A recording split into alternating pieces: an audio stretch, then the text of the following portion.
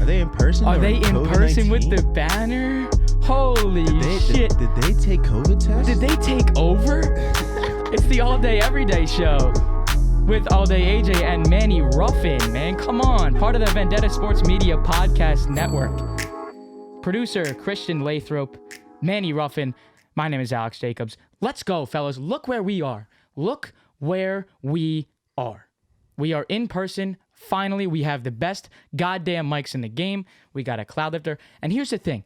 Did we not warn you? We said you will see the changes. And here, Alex, I thought you were saying a little too much on the last podcast, but you might throw the right little pieces and buttons. The foreshadowing. We have 3 lights on us, 3 cameras on us. What? We got the boy Christian on a TV right now. This is crazy. I look good. Let's go, boys. That boy do look good. That boy do look good. And that boy do sound good. Get the fuck out of here. I've never sounded better in my life. I must have hit Hell puberty yeah. or something. So today we have Joe BODYBAGZ PYFER, excuse me. He is a new and upcoming MMA fighter. Cannot wait to see what he does in this world of UFC, MMA, the baddest dude on the fucking planet. He's from our area. He actually went to the same high school that Manny and I graduated from. So to have Joe BODYBAGZ PYFER here is unreal. So we'll have 15 to 20 minutes with him, and then we're going to get some insight on Andrew McCutchen from Christian. We love the things that he said in his tweet after himself firing himself up. So cool to see that there. And then we're going to get into DK Metcalf running that 100-meter dash. So we got a lot to do, but I'm very excited. I will say, as I see BODYBAGZ PYFER, that's his Zoom thing. That's kind of funny. BODYBAGZ PYFER in the Zoom. He will be joining in just a minute. But what's crazy is I graduated college yesterday, and you can see this. Everybody see this? Where's the camera? Slow claps for my man. Slow claps for my man. I did it, man. I fucking did it, man. I fucking did it. So it was crazy. I did a drive-through. I was on a 38-seater trolley, and I'm just so thankful, man. I was crying yesterday. I mean, it was just I'm so grateful. It was such a great, crazy, great day. I mean, I literally am still speechless. I shouldn't be here, and I keep saying that to myself all the time. I had 2 years in this major of doing this stuff. Like, I shouldn't be here. I don't know. I'm just speechless on it. So I'm just so thankful to be where I am. Obviously, to be doing this with you, bro. Speaking about goddamn speechless and thankful, bro. Shout out my man Jerry and shout out Kenny, bro. Yesterday. Hell yeah, dude. Which, if you guys are watching, bro, what you guys did for us yesterday was absolutely unreal. Thank you, guys. I came home from the gym. I didn't check my phone for 2 hours. Just casually checked the podcast Twitter. I get a notification right when I open Twitter. It's Jerry shouting us out. I was like, facts. what, bro? Facts. 10 minutes later, he shouts us out again. And then Kenny replies to it. I mean, the love we got was insane. Hopefully, we have a lot of new listeners right now. I mean, we appreciate every single one of you so much, man. Like, we're grinding hard for you guys. As you see, we're changing locations, getting the lighting right. We got 3 cameras. This is all for y'all, man. I hope you guys are with us for this whole journey because this is really just the beginning. That's right. I mean, we've put in so much like behind the scenes, and even like your tweet that you said to them, even if they are here for the giveaway, just the giveaway, that's fine. That's fine. Thank you for fucking being just here. Hit the follow button. We have 200 followers on Twitter. Remember when at the very beginning of this when we literally said, "Hey, 200 might be too much of a stretch. That might be too big for us." And we were like, you know what? Let's do it. Let's do it. Believe in the people. Boys. So but it doesn't matter. We got so much going on here, though, that the people that are here for the giveaway, I got no issue. I think right, we man. convince their asses to stay. Yeah, dude, they're going to stay fast. because we got so much shit coming. Yo, I hate to fast. put you boys on the spot, but I was even feeling really good. Like Santa Claus yesterday with all the love. I was like, do we up it to $100 gift card for the newsletter? I don't know. Come on, we that can't might be change a conversation it now. we have to have. Yeah, all fair, all fair. Little behind the scenes fair. bullshit. Might have to talk to my accountant. I don't know if he's going to clear that decision. See if we could slide I got to it. get my financial advisor to see if I have that in the bank account. I haven't talked to Bob in like 3 weeks. He's probably checking right now. All right, so let's get this thing rolling. So Joe's going to come in here, and we're going to have a great chat with him. Let's see. Yes, sir. Yes, sir. There he is. He's connecting to the audio. Hold on 1 second. BODYBAGZ. BODYBAGZ. There he is. The king, You the guys baddest are- dude on the fucking planet. There he Joe is. BODYBAGZ fucking PYFER in the house. What's up, my man? Thanks for the time today. Appreciate you. How you doing? Yeah, I'm good. How you guys doing? Sorry about that. I was in there and then it didn't join, so Yeah. then I hopped off and then Yeah, got no, back in. I just I was talking about I graduated from Widener yesterday, so I was getting in my sentimental bag just talking about that kind of stuff. So then we got you in here. But we just want to talk with you about how everything's been. I'll just kind of start it here. Just with obviously with the injury and everything. how that mental toughness that you've had throughout this entire journey of getting yourself back healthy, how has that built your mental toughness? I mean, I don't think it's been anything that kind of is built. I think you either have it or you don't. It's just an experience that I'm going through. I've always had a mental toughness. I've been through a lot worse than breaking my arm. You know, just that's in personal life and growing up from the background that I grew up in. But you know, I mean, it definitely has shaped me in a mental way, because I have been inactive physically from the sport for the longest time in my life. So. You know, it's been growing. I got a second surgery about 2 weeks ago now too. Yep. And which a lot of people didn't know about, but I got a second surgery, and 2 surgeries later, you know, so there's no more surgeries after this. And what is what is. And I think what's meant to be is meant to be. And I think that's me in this fighting shit. So fucking people's heads off. I mean, was that planned the entire time that you were going to have to do the second surgery? Because I know that was kind of in the dark, but was that planned the entire way? No, the second surgery was not planned. I got the first surgery. Basically, long story short, it was a dislocation, a broken radial head, which is in your elbow, in the joint, and it's what helps you rotate your hand left to right. And they wound up doing the first surgery. I had tore the ligaments off the bone. I tore my forearm, broke the radial head, and you know. They fixed that up as best they could. So I wound up healing up, going to PT and doing all that. And I just couldn't get straight, man. I'm still not straight. But it's unreal. Yeah, it's a terrible injury. So I couldn't get it straight, and I was having pain. Like I was getting back to full contact and training again. And after 5-6 months, and I just had crazy pain. Like if I missed the pad or if I hyperextended my arm, I felt like I broke my fucking arm again. So I went back to the same doctor that did the surgery the first time. And I was like, look, man, like I got this crazy pain. And he was like, look, we can go and we can do another surgery, but your arm's going to be unstable, especially for what you do. We don't want to go back in there. But I was like, I wasn't convinced with that, because I know my body and I know how I feel. And I was like, man, there's something got to be else wrong. So I got a second opinion. I got a CT scan. There was bone growth behind my elbow that was stopping me from extending it. And I also still had a torn forearm.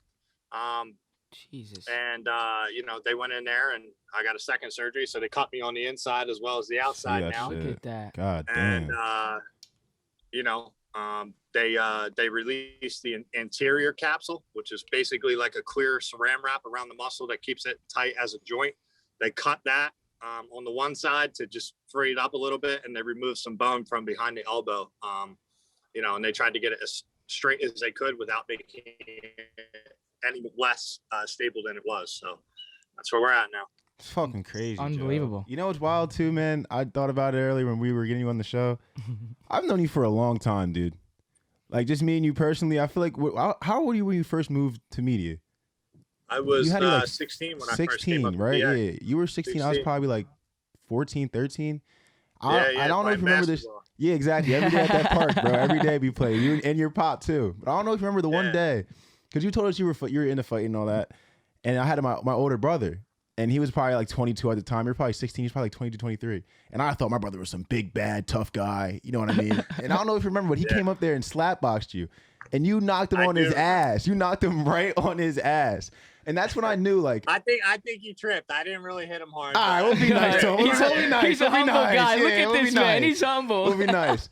But like, that's when I knew you had the raw talent for that shit, bro. And the thing about MMA is, you were touching on it earlier, like a lot of people have the talent, but not everyone has that dog, because you got to have that dog and you need to do it. And one thing that you need to have that dog for is the training, because you're working out, you're hitting the pads, you're probably watching film on guys. Like, can you give us like a little preview of that like process for you? Like, what does a day look like training for you for a fight? Yeah, I mean, as far as the day looking, what it looks like for me training for a fight is I usually start my mornings at 5 a.m.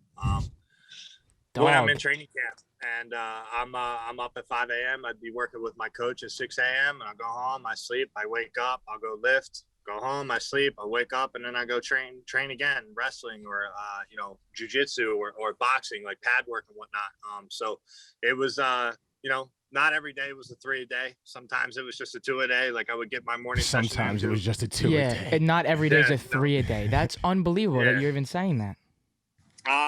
I mean, look, man, it's not as, I can't say that it's not hard. It's very hard because it's to drain your body. I mean, the hardest part about it is like you go and you lift legs real heavy, right? You know, your legs are fucked for 4 days. So that takes a lot out of you mentally. And then to wake up and then go and do it again, let alone the same day.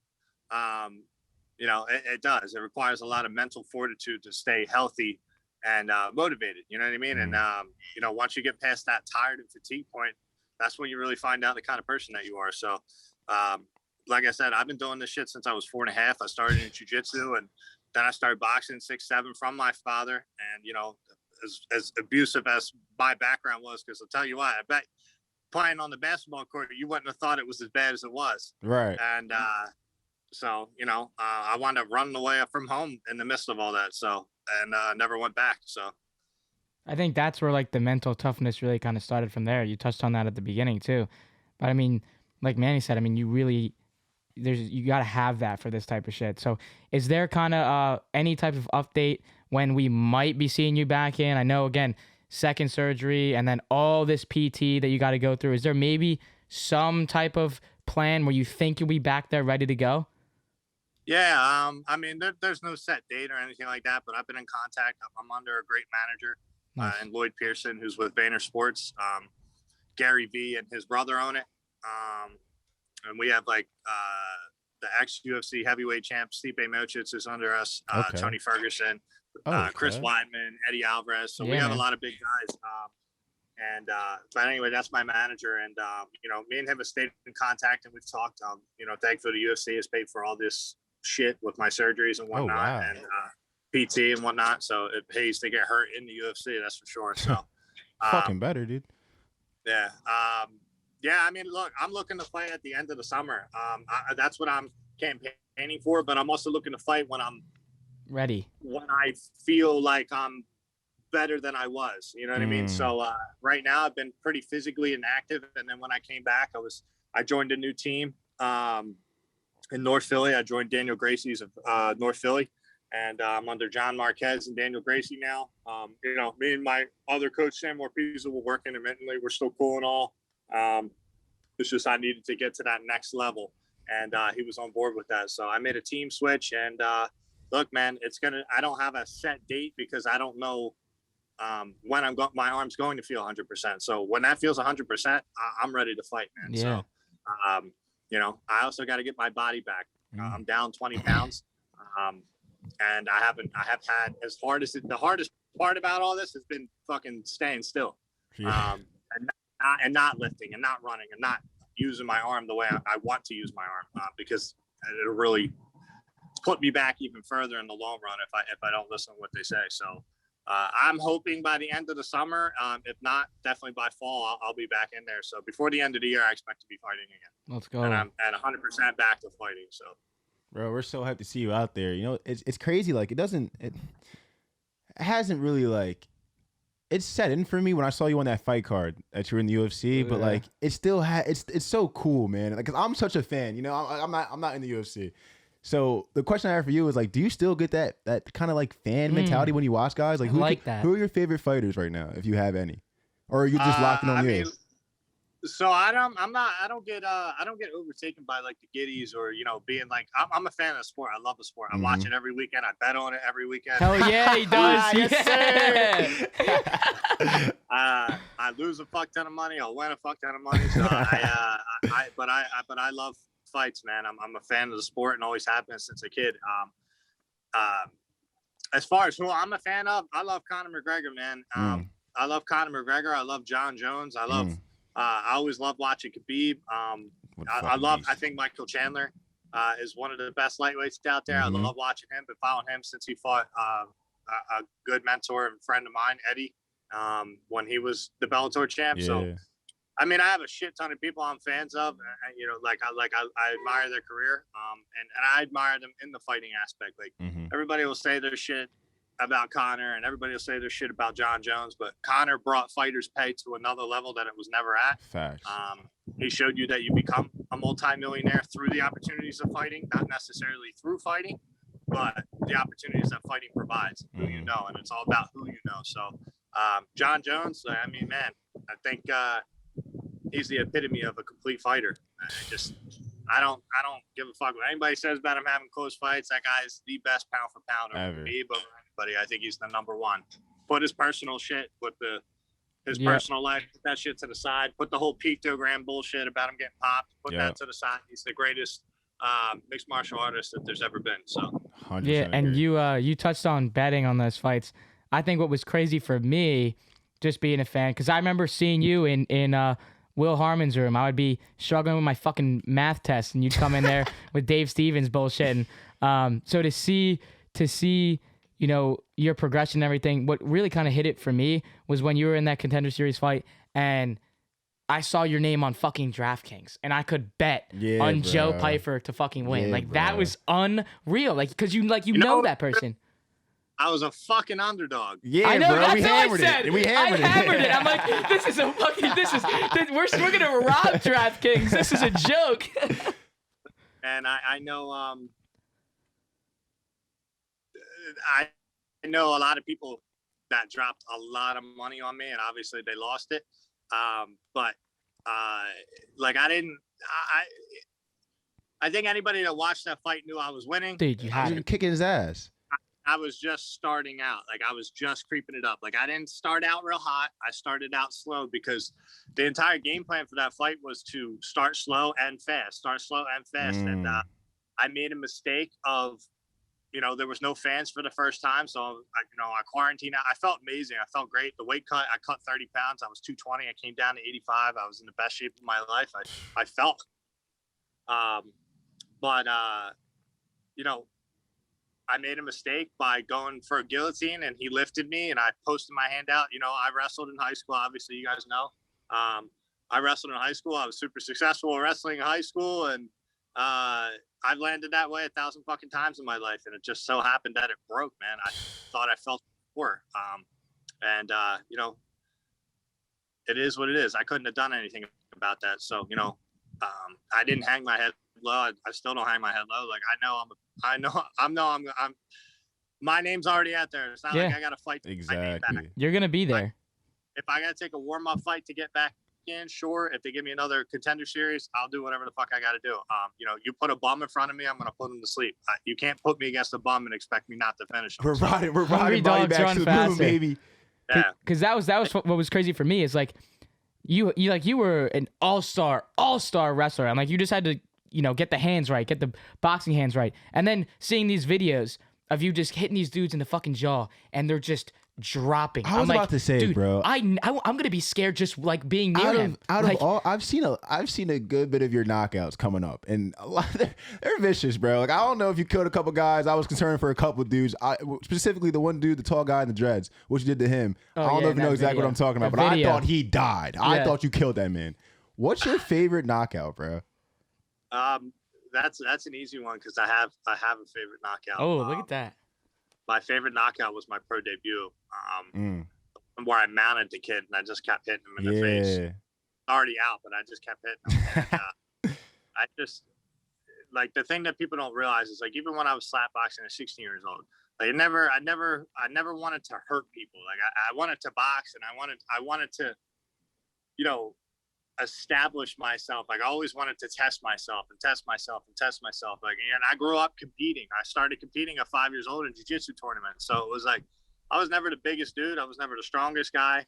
You know, I've been boxing since I was 7, 8 years old. Now it might not have been, it was from my dad who boxed, growing up. And, my boxing was better than a lot of guys that were fighting as an amateur. And I was only 16 years old. And as far as the knockout power, man, I've always had knockout power. I was 16 years old slugging it out with grown men with 60-ounce gloves on. And I was always either getting my ass beat because I was so undersized, or I was learning how to survive and take a beating. So I took more beatings than I've ever given them. And that's what people don't know. I didn't come out from nowhere. I'd been saying it since high school. I was going to fight. This is what I wanted to do. Blah, blah, blah, blah, blah. It took me a little bit of time because I wound up getting with the wrong girl and just kind of being around the wrong friends, and you know, nothing ever drug related or anything along that, but just, you know, loyalties and fucking being around the wrong friend group, or I would have probably fought right out of high school. But you know, fear fear stops people from doing shit sometimes. And I had to get over that fear. So right about like 20, 21 years old, I quit my fucking job, and car got repossessed, phone got shut off, and I said, fuck it, here we go. I know what I have in my dude, heart. I love that because that's that win now mentality. It's not only that, you're all in or you're all fucking out. We're kind of in that same, we kind of have that same mindset too, where we're all in or we're out. We got 3 cameras on us. We got a lighting kit on our faces right now. Like we're literally, with the banner behind us, we're literally all in or all out. Yeah, so but I know you're at work and everything, so that's all the time we got for you today. But man, we really, really fucking appreciate it. I know I've been bugging your ass for fucking like 5 months got for 20 messages from both of us. from us, but we really appreciate it, man. And we'll definitely be staying in touch with you throughout this entire journey with everything you got going on. So thank you so Support much. You. And of course, yeah, you guys got a nice little gig going on there, man. So stick with it. Appreciate that. Yeah, my bad on fucking responses, man. I get blown I know. up. Well, yeah, you get blown up. I mean, yeah, you're good, bro. We'll be in touch. Bro, I live a simple life. I'm an old man. I go and I work on cars. I'm sitting around a bunch of cars right now. I know, it's crazy. I see it. I work on cars. I ride my bikes. I fucking build my cars, my Corvette, my Camaro, and that's what I do outside of fighting. Live life how you fucking want to live it, bro. That's how it's supposed to be. I'm in the fast lane for sure. Yes, sir. Thank you, Joe. We appreciate it so much. We'll be in touch. You take care, man. Yeah, wow, guys. Holy shit. Dude, God dab me the damn. fuck up, bro. Let's go. Great interview, boys. Let's fucking go, bro. What a guy. Christian back in the club. What's up, man? Crazy. Jesus, bro. Why are we still fucking doing this, dude? I've known fucking that man hyped for up. a long time. I've known that man for a long. That's Fucking just crazy cut to see, bro. man. Dude, it's like it's unreal. Like the people that we're like able to be in contact with is just ridiculous. We're so fucking lucky to know these people. And then, we're building that portfolio of our connections and these people that can help build us up. I mean, it goes hand in hand here. We get to have Joe as one of our big time guests, and that boosts us. And then hopefully down the road where we're in that position where we can, get him on where we're big time, and then we can boost him again. It's so fucking crazy. We're so fortunate. This just goes back to my beginning point where I'm like, I never want to take fucking this shit for granted. Because dude, we have, and we talked about it in the beginning, we have Kenny and Jerry shouting us out. We didn't tell them to do that. We didn't tell them to do that. Thank you guys again if you're still watching, Jerry, Kenny, like my boys. Where are the cameras? There they are. Jeez, so let's go. That was amazing. Let's go to my shorts are looking. Speaking do you of think my shorts are gonna look Joe mentioned something about the fast lane. Shit. Speaking about the goddamn fast lane, DK Metcalf. We want to go DK. All right, let's go DK. 6'4", Go ahead. what, 235? Runs in 100-meter Olympic trial, the Golden Games. Yep. Runs a 10.37. Now, people that aren't familiar with track, a 10.37 is an elite time. Like, if you're not, what is crazy though? Olympic gold medalist, but you're elite. He got 5th at that time. Like, was it? I think he placed. I'm pretty sure it was last. I'm pretty sure it was last. 15th. He placed 15th out of 17th, which is crazy. So think about that. Second to last. Yeah, but you guys need to understand that's that crazy. This proves that U.S. or any country Olympic runners are a different breed of human being. What? Dude, like that's insane. Bro, the thing it did for me though when I watched that, right? I'm like, fuck. DK Metcalf is going against the most elite of elite runners in the world, right? Yeah, bro. That we had to offer. He's right with them. I gained a newfound respect for corners than I've ever had in my life. Mind you, I played corner growing up. That was my spot. So I already had a respect for him. You get older, you play man-to-man quarterback defense. and safety and every fucking position on the field. But that's okay. Little gas. Appreciate my boy. I mean, we'll talk about the present. Oh, yeah. I got a newfound respect for corners. The more I play the position, the more I play man-to-man coverage, you realize how hard it is and how technically good these guys are. And then just imagine, like, against a guy like DK Metcalf. Tyreek Hill's probably burning DK Metcalf in that race. Yeah. Think about a guy like John Ross, ran a 4.240. Well, did you see what Cheetah said? He was like, I'm in my off-season weight. He's too fat. He probably run a. I listen. My track guys apologize to me, but would Tyreek Hill run like a 10-1, 10-2, 10-1? I can't see him not. 10 flat, maybe? I don't know how wild that is. It's just such a different sport. Yeah, I mean, you're even right. DK said it You're himself. Right. These are world class. I mean, but DK was right. Do this you gotta think DK was right there, and Cheetah is much faster, but much faster if you get what I'm saying than DK Metcalf is. Yeah. And if you even want to look at it a different way, you think about this. You think Metcalf was right there with those world class athletes in running, and then on top of that, DK can do that, catch the ball, get hit over the middle. jump over somebody, spin move, juke move, all that combined into a 10 with, a 10.37 100 meter. It's insane, bro. It's absolutely, I can't even it's. You got to give these track athletes. People got to put that in perspective of what these athletes that we watch can do, man, because they're getting bigger, faster, and stronger by the year. And you kept hearing that when you're younger, but you're like, all right, whatever. But then you get older, you're like, these guys are actually really getting bigger, stronger, and faster, dude. It's absolutely insane. And they're all multi-sport athletes. All of them. The thing is crazy is I don't know DK's background, but I mean, he had to run track in college, right? 100%. They said he trained for the week, but I mean, he looked like he really knew what the fuck he was doing. Like, obviously, train for a week with the top guys, you're gonna figure it out. You're a world class athlete. But I mean, these guys are all multi-sport guys. Didn't you run at Springton Lake Middle School? Didn't you run it? I did too. I ran track in middle school. We made the Penn Relay trials. Hell yeah, you guys! Who was it? It was you. It was Lansbury. Bro, that group was fast. I don't know if those boys are watching, but it was Evan Wildermuth starting it, fast as hell. I was second. Manny, DK 100% ran track. You guys don't remember the classic picture of him up against one of our standing next to one of his teammates. Yeah. DK's got almost 5 inches on this kid, and his biceps are the size of this kid's head. Yeah. And his definitely physique is insane. Yeah. But he definitely ran track, no question there. So it was you. No, it was Evan Wildermuth. This is eighth grade track. It was you. Evan Wildermuth started. Then you, and then wasn't Lansbury in that? Lans, and then Mark Ullman. And my man Gunnar Cinchon, who's fast as hell. Like, I'm pretty sure he was faster than me, but he was our alternate. Like, that team was nuts. Yeah, because I remember that's why I was like, you were talking about him knowing what you're doing, and I'm like, well, you know how to set up and where you put your feet. Barely. I was out there. I was out there wild, bro. I was just running for the fun of it. I didn't know what the hell I was doing. Yeah. I didn't know. I learned the intricacies of track that year, and that was 8th grade track, not even really serious. And got a lot of respect for those guys, bro, because that's not a sport that's for the faint of heart or anything like that. It's my thing is in terms of playing sports and stuff. I want to be running to do something. Right. I'm running away from someone. I'm trying to make somebody miss. I'm shooting something or whatever. I don't want to just run to run. But bro, you gotta learn So I mean, my mom was talking to me, and she's like, "Well, that's a different type of competitive because you're like, oh, I want to beat the person next to me." I'm like, yeah, of course I want to do that, but I also want to have a ball and make somebody miss or do shit like that. You know what I mean? Right. And you play football, so you understand that. Right. But yeah, so let's go to pull up that Kutch tweet. Christian, my guy, Kutch. I want to, and I'm a Yankees fan, and I'll start it right there. I'm a Yankees fan, so immediately when I saw this was was that the Sunday night game? Yeah. It was the Sunday night baseball on ESPN with Braves Phillies. Phillies. And he was mic'd up and he was wired and he hit his home run. Hit a bomb. And, bomb. And they were showing what he was saying in the video. He says, I'm the best. I'm the best. And then ESPN tweeted that and he quoted the tweet and he said this. And this is why I really liked it. He said, "I don't mean this in a cocky way, but I've learned that you have to believe in yourself before anyone else can. People will give up on you if you don't meet their expectations. I will never give up on me. Self-talk is the best talk. Let's get them Tuesday." Yup. Bro, the thing that's about what we need for baseball, boys.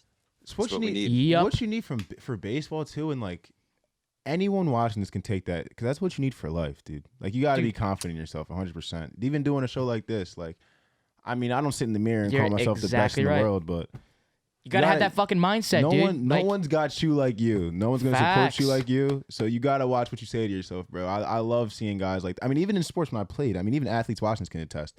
You miss a free throw, you drop a pass, you're like, come on, bro. And if you maul somebody or get an and one, you're like, let's go. No. And I think the other thing about it too, though, is I think it's part of you want to have that almost that optimistic bias of yourself. Absolutely. In a good way though, because it's everyone's gonna say, I'm the best at this, I'm the best at that, whatever. And when you're talking about yourself, but you almost want that optimistic bias of yourself, especially during this stuff. And I like that so much because I felt that when reading that tweet, I immediately hit that like button because I'm like, dude, that hit me because I'm like, this is how I think about this. Mm-hmm. And then when I was walking across the stage yesterday, I'm saying in my head to myself, I'm like, you fucking did this. You fucking did this. It's all in you. It's in your head. You like you said, you are your fucking biggest supporter. So just crazy thing about believe baseball in your players fucking too. self, dude. Baseball players, you have to have that because if you're a really good hitter, you fail 70% of the time. Yeah. So you gotta and that's find crazy, ways, and that's a great thing to say. you gotta find ways to keep yourself up, man. If you're a great hitter, you play 162 games, you might only hit 30 home runs. You gotta big yourself up. And like I'm saying, only that's a lot, but you gotta think about it in the grand scheme of things. 162 games, 4 at bats a game, give or take. It's a lot of at bats for 30 home runs. And a lot of people don't realize that that's a lot, but when you expect so much out of yourself and you're a professional athlete and you've been the best at everything you do your whole life, and you get to the league and you're gonna get humbled. These dudes get humbled every day. You gotta have that voice in your head that's constantly picking yourself up, bro. That's why. And I let's love not so forget, much. guys. McCutchen's 34 years old. Goddamn. You know, McCutchen's years, his good years are behind him. I mean, he won the MVP in 2013 as a 5-time All-Star. Hasn't made it since 15. I mean, I think it's just impressive that he, even at 34, with his, the best part of his career behind him, he's still hitting keep this mentality. Moves. Yeah, you can still keep this mentality that, it's me versus you. It's me versus you, and I ain't losing.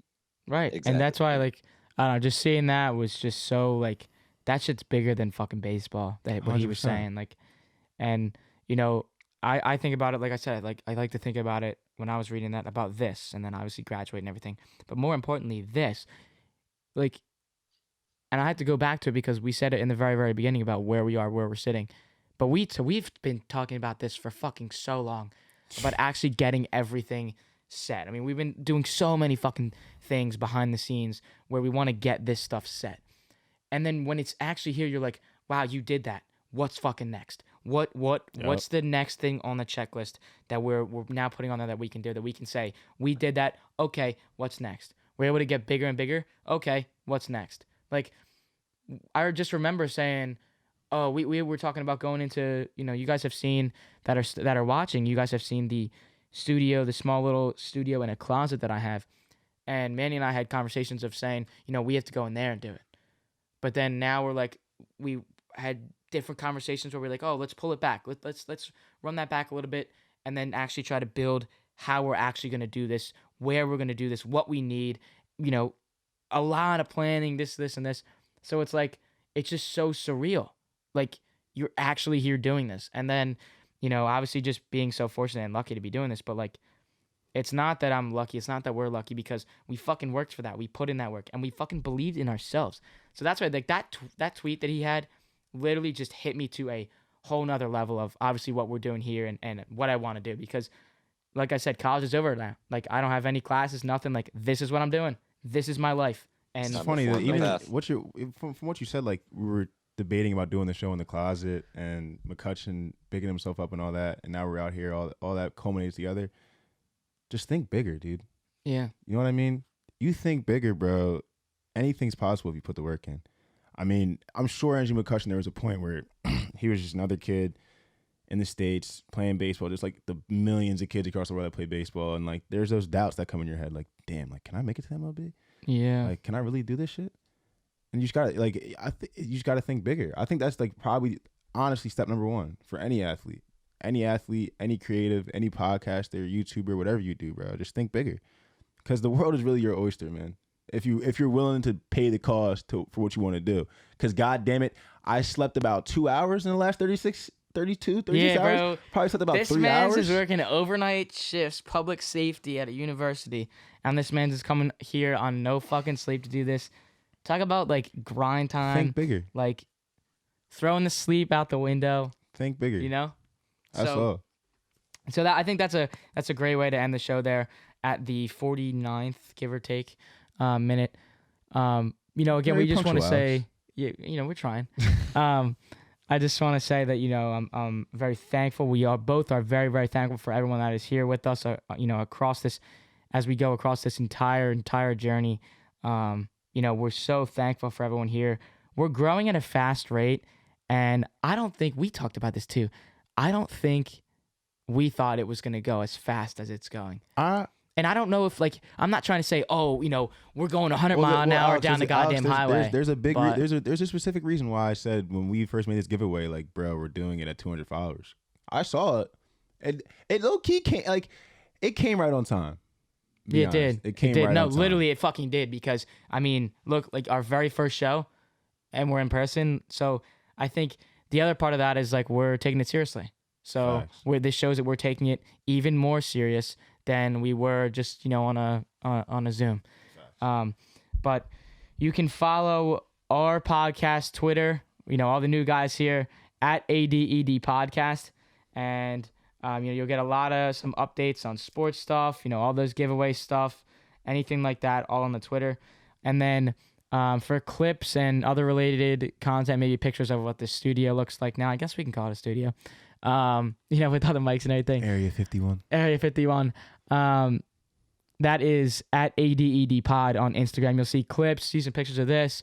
Manny, I want to start throwing pictures of like us on there and treat it as like, you know, a 2-man Instagram. So it's not just locked down on, you know, fucking like just regular pictures. You know, because we are real people, man. We do real life things. Yeah, we're not trying to be on this robotic thing. You know, sometimes I hit the golf ball. You know, I did golf yesterday, by the way. I didn't want to go on a tangent, but I played like absolute poop. My dad kicked my ass for the first time in a while. But no, we're real people, bro. We do real things. Right. You know what I mean? We're not just always... We grind. Don't get it twisted, but we're not always behind these mics and behind the scenes. We do things. We pop out in public. We have fun. We do things. So we're going to start posting a little bit more on there just so it looks a little bit more personal for you guys. You just have to tell our fans that we're cool people. I mean... to, like, kind of convince them of that. Like, damn, we haven't done that already? All right. That's true. That's true. Got some work to do. Nah, sometimes, it's funny because I've even watched podcasts of like famous people, and it started like sometimes even peep like, yo, these guys actually live actual lives. Like, you know what I mean? Like, low key, I don't know. You can follow us on Twitter, our personal accounts, our producer at CLathrop34, Manny Ruffin at Mucavelli, and myself at AllDayAJ27, all on Twitter. The Facebook page is simply the name of the podcast. You can go check that out as well. Have some clips on there as well. And the reason that we do the Facebook is it's not as active as everything else, but that's a different, and I've said this before, that's a different, you know, what's the demographic? Thank you. That's the word I'm looking for. A different outlet. It is, man. Though. It is, because that's a different age group of people on there. So we just want to get as much of it out to the biggest amount of audience that we can, right? Listen, man, we're just trying to reach the people, bro. Yes, sir. We're just trying to reach the people. And this podcast is on, like I said in the beginning, Vendetta Sports Media. So you can subscribe to their YouTube at Vendetta Sports Media on YouTube. And we'll have the links in the description on the YouTube video, which is our YouTube video. Hit that fucking subscribe button for us. We're trying to grow this. And as a family, growing this with the three of us, with the gang, and obviously helping Vendetta grow as they help us grow immensely as well. We have a good little partnership there, and we're just happy to be with them and working hard to reach the same goal. So again, guys, I keep saying it every time, but this is just fucking the beginning. We're just getting started with the new cameras, as I point every single time. You've been listening to the All Day Everyday Show with All Day AJ and Manny Ruffin. My name is Alex Jacobs, but you can call me All Day AJ. Let's go, baby. See you next Wednesday. See ya.